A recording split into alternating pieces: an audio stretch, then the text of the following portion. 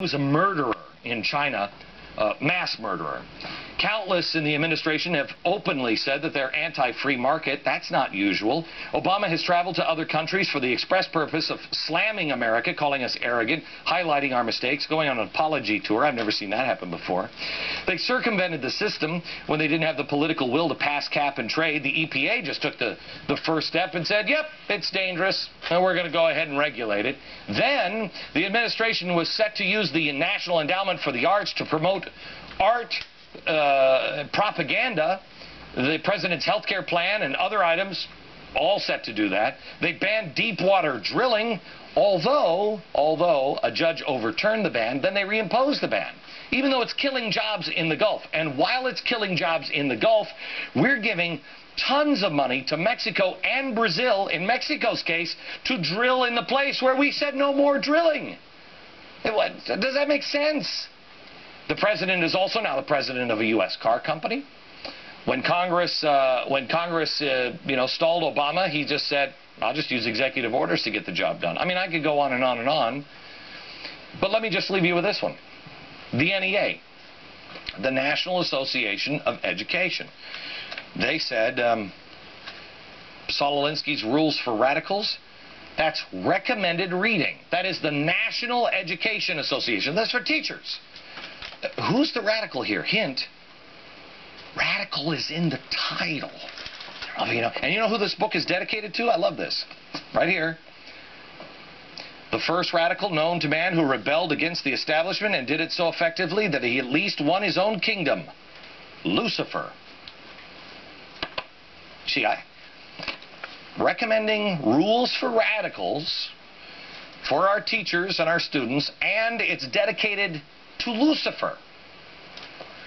America, ask yourself, come on, which one are the radicals? Here are the choices. You might agree with these guys. I don't, but you might. But here are the choices. The choices are simple. Are these the radicals, or are these the radicals? Which are they? One choice is arguing for individual liberty. I mean, basically, I know better. I know better than the government. They don't know me. They don't know my neighborhood. I'm going to make the choice, and I will take the ramifications. That's it.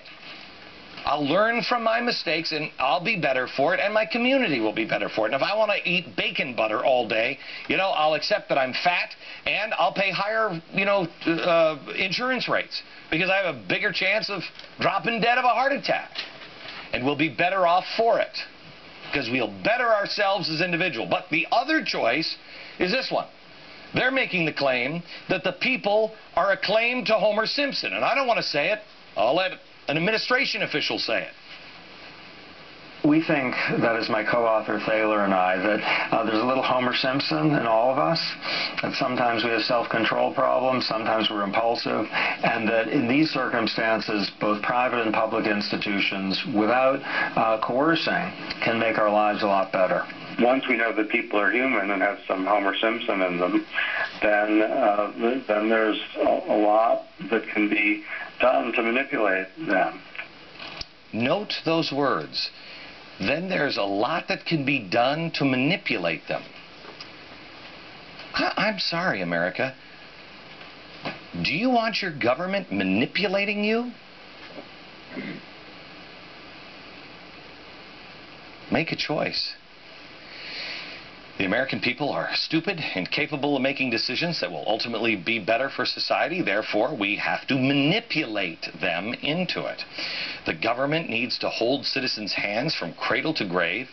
The very latest who holds this worldview in the administration, who says you're just like Homer Simpson, is Elizabeth Warren. Now, Elizabeth Warren seems like a very nice lady. I mean, I met her. It was at the Time 100. There she is at the Time 100. She was one of the 100 most influential people on planet Earth. I met her there because I was strangely on that list as well. She gave a great speech. And again, she seems like a very nice, decent lady. It was very moving. She talked about, she grew up as a janitor's daughter. Her grandparents fought to survive the Dust Bowl and the Great Depression. I mean, she has seen it. And now she's going to be working in the brand new Consumer Financial Protection Bureau. Another bureau. Great. Once again, however, Congress is irrelevant.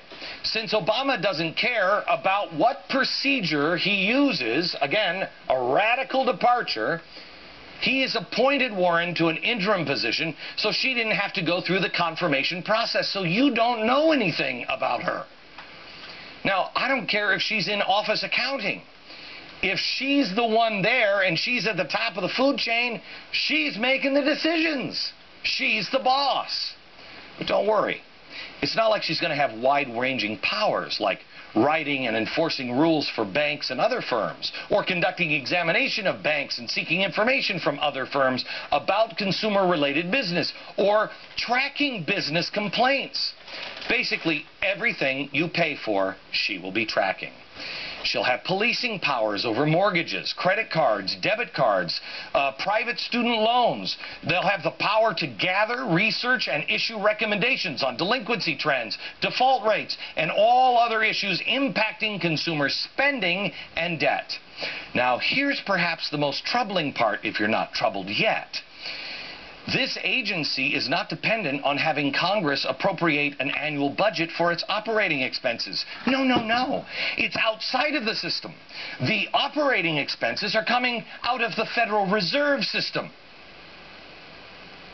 Let me say that again. In fact, can we do something with the lights, or we need some music or something? Let me just say that again, because I think you didn't really get that. This agency has all of its funding coming from the Federal Reserve System. Get it? Yeah. Congress can defund Obamacare, but will not have the power over the Protection Bureau. Oh, they're here to protect us.